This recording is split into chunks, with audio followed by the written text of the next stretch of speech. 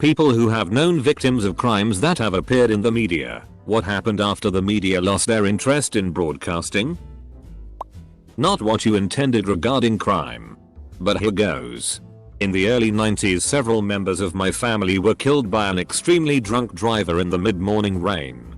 The drunk died too. But the one surviving relative, parent of 2 little girls who died on impact, lived but was left quadriplegic. She got a lot of media attention for about 10 years or so. The media used her, not exploitatively, as a cautionary tale and feel-good story, due to her PT recovery work, and she developed a lasting friendship with a specific reporter.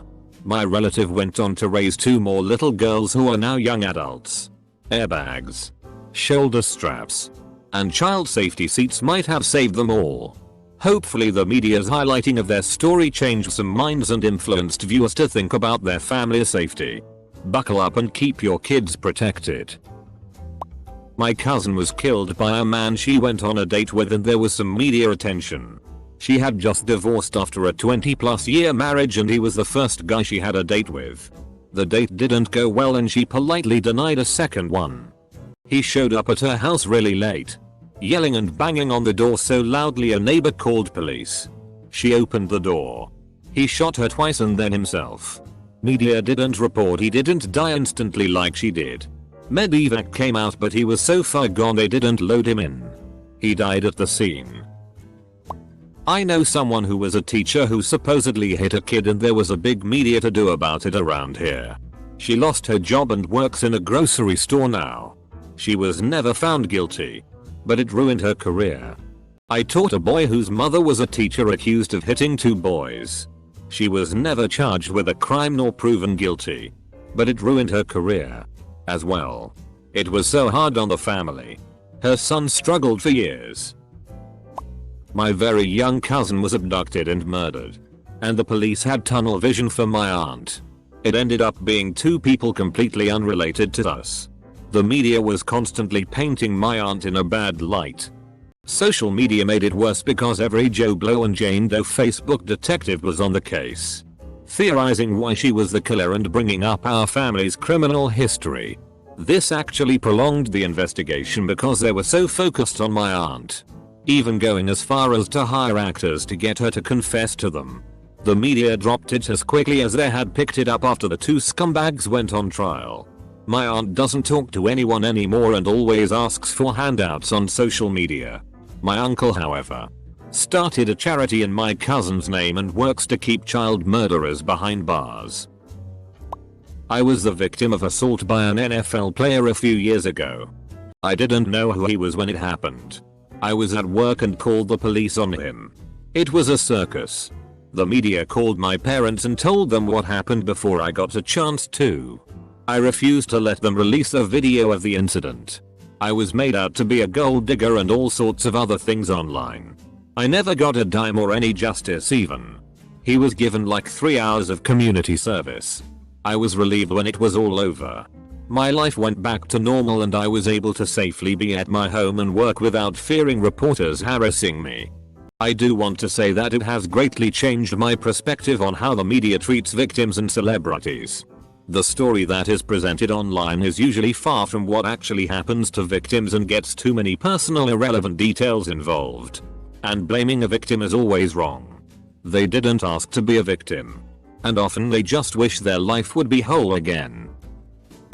My ex-girlfriend was shot in the head and raped by her mother's boyfriend. He also shot her sister, her dog, and her mother. Then he jumped in front of a train. All in one night. Everyone survived except for the dog and the mom. Don't ask me how she laid in bed for days and didn't die. The EMTs say it's because she clotted well. Now she's just a regular girl, making it in the world. Life is pretty normal for her. Except for like the PTSD. You know. A local D-list celebrity in my small town had his house broken into so kids could throw a party. The story made national news even though he twisted the story to be way worse than it actually was. He claimed his house was trashed, but in reality his $1 million home was already falling apart and in foreclosure before the party. The graffiti on his property was actually done years before by his kids and their friends with his permission. Anyways, people across the country felt bad for him, so they sent him donations that he claimed he was going to put towards helping the kids who ruined his home. Years later, where did that money go? He kept all the money for himself and the kids or community didn't see a cent of it. I'm not saying the kids or community deserved the money, but he turned a bad day for himself into a way to scam a bunch of money from people all across the country. He made himself out to be this humble victim with a big heart. But once the media lost interest, he took the money and ran. I think he lives far away in Florida now. A friend of mine was murdered in high school. It was all over the news and there is a lot of speculation as to what happened. This lasted about a week, and as soon as all the hysteria died down, they ruled her death a suicide. Not a shred of evidence points to her committing suicide. Literally nothing matches up. The media started digging up more records and they reopened the case recently. But now that the media is dying down again, they haven't been working on the case at all. Funny how that works. It was only local media. But I knew both the victims and the perpetrator of a double homicide. The perpetrator was a friend and high school classmate. He murdered his grandparents. He fled to Mexico in their car. He turned himself in days later. And he went to prison for maybe 30 years or so. He got married while in prison. He is out. No idea if they're still married or what he is up to now. I don't want to know him. I hope he got help for whatever his problems are and that he lives productively now. If only for those who must live near him. All the attention after a shooting usually focuses on the dead. But people injured by firearms can have very long, very painful physical recoveries and are often never the same. The mental recovery is just as bad or worse. If anyone needs an example, look at Gabby Giffords. She was shot in 2011 in Tucson.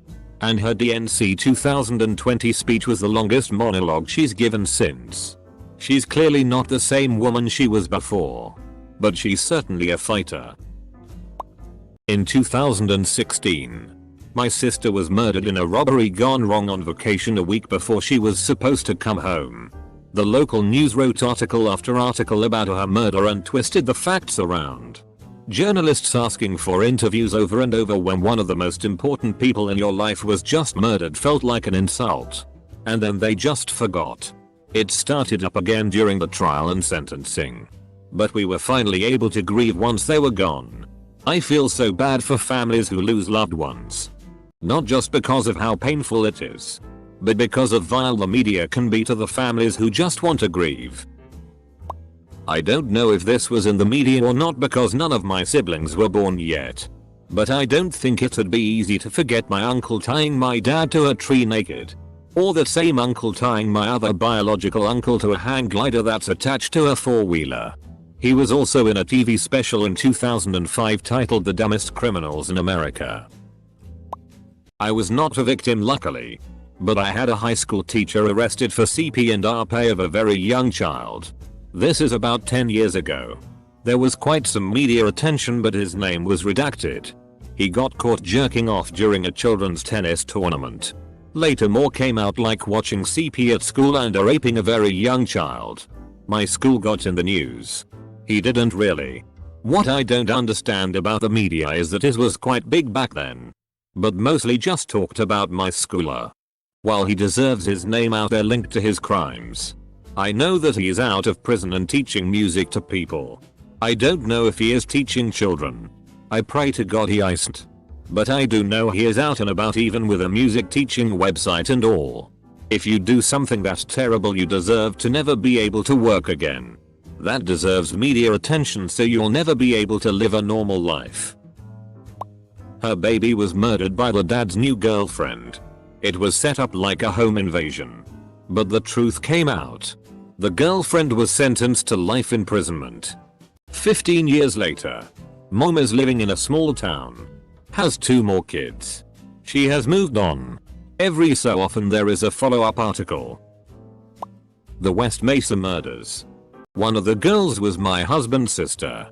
Found buried on the mesa. 11 girls and 1 fetus in 2009. Murderer never caught. Probably will never be. Not much of an aftermath story. The families all continued on with their lives and media coverage usually happens on an anniversary. A park was built for them in memory. 11 trees planted for each girl. To this day no one talks about it.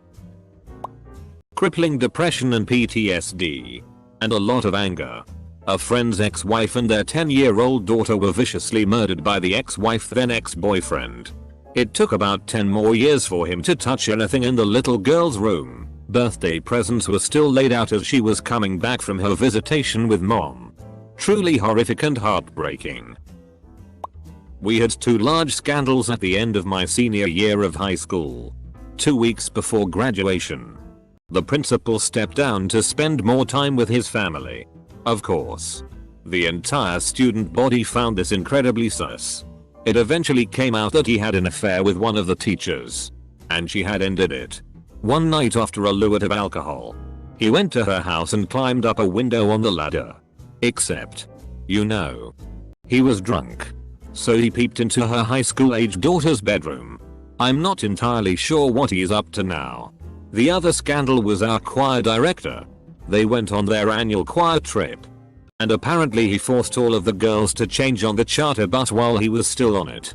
I was in choir for a couple of years but quit my senior year after he accused me of drug abuse after I returned from an institution for, yeah, no, not happy thoughts time. There were rumors of him groping multiple female students. Which I wholeheartedly believe. He was fired.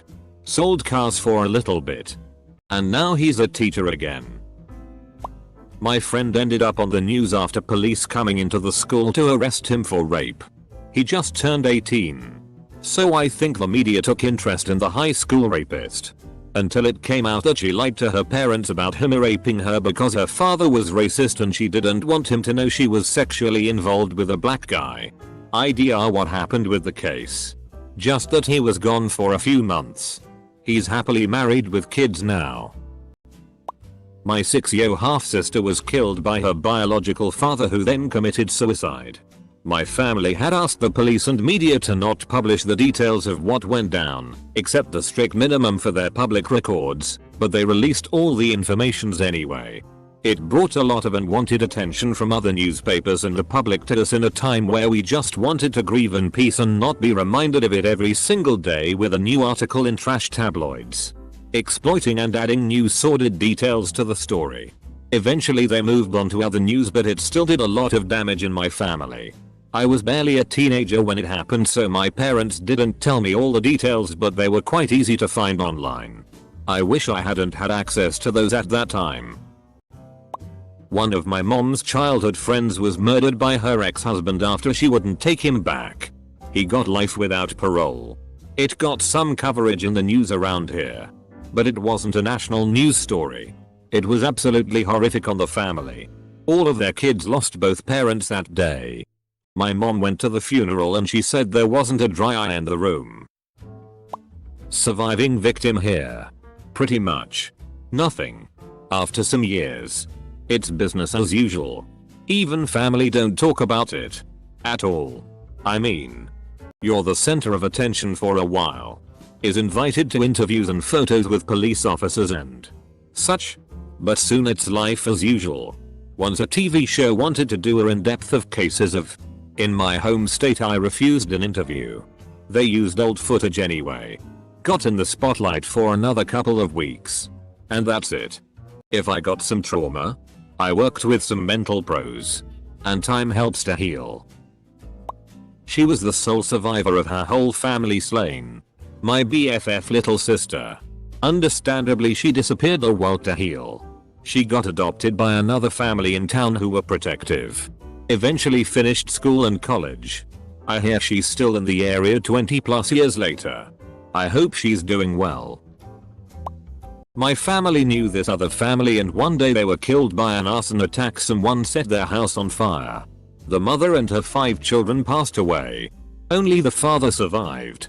My dad was on the news constantly and at one point our family was on the news. I was 10 at the time, I'm now 18. For a couple of years my dad spoke on the death anniversary. But soon they stopped broadcasting as the case has gone cold and still is cold till this day. There was a mass shooting at my college when I was a student. The first few weeks were insane with media attention and random people from all over the country flocking to campus. It was a surreal time. After that, for the most part, life went back to normal. The college gave out degrees to victims posthumously. There are remembrance events every year.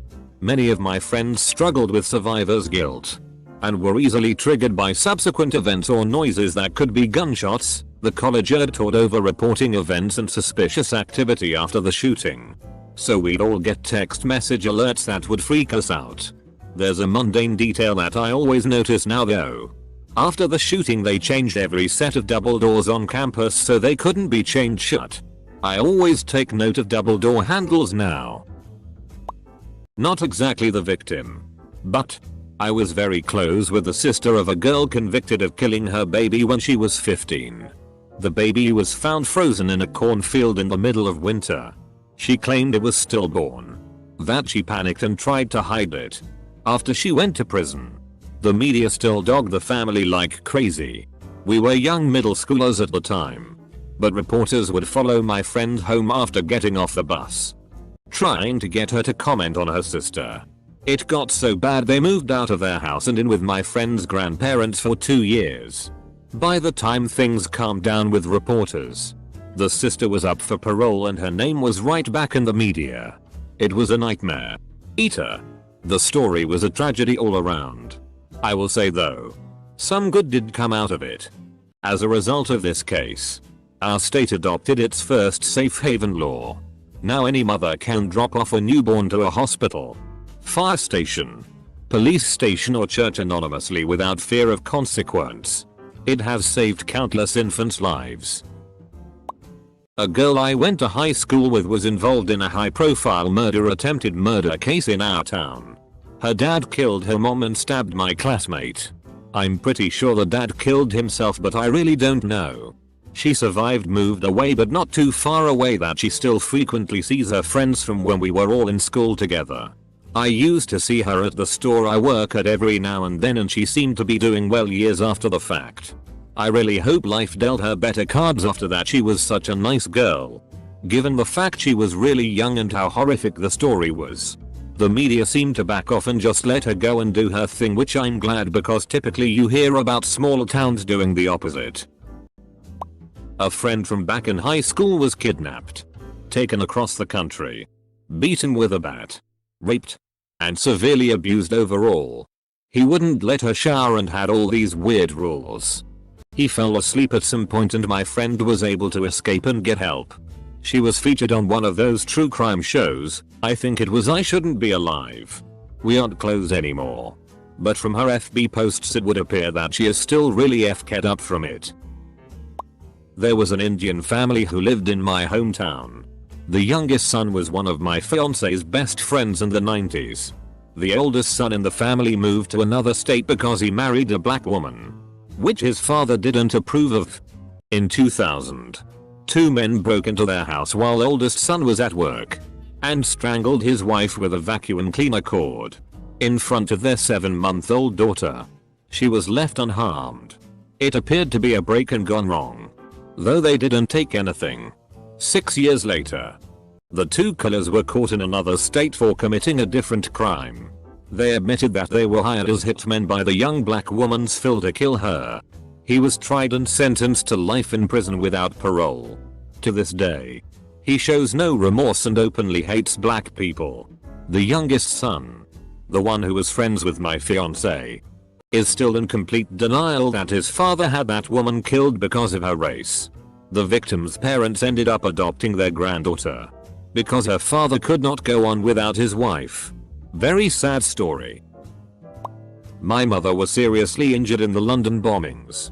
Obviously there was a lot of media attention over the following weeks, with details of the attacks and names of the victims. From a personal point of view, it was a bizarre time. Mum was taken to a nearby hospital and members of the press were posing as relatives to gain access to the ICU. Once we found out where she was, it took 3 days and much excellent detective work by the liaison officers sent to us. We had to show ID every time we went up. As the press figured out that most victims who had been seriously injured were returning home a few months later, they started showing up at our door. We lived in a quiet street at the time with a few residential bobbies, so they were chased away fairly quickly, but I remember going to school and strangers waiting outside the house asking if anyone was at home for an interview. No idea how they found our address. My parents did do a few national interviews and appearances. But really after the 1-year anniversary, it all slowed down. They move overseas and occasionally get questioned about her missing limb. To adults she skims past it. To children she is bionic woman. And a memory that's missing a few. Well, memories. Life is very much as it would have been.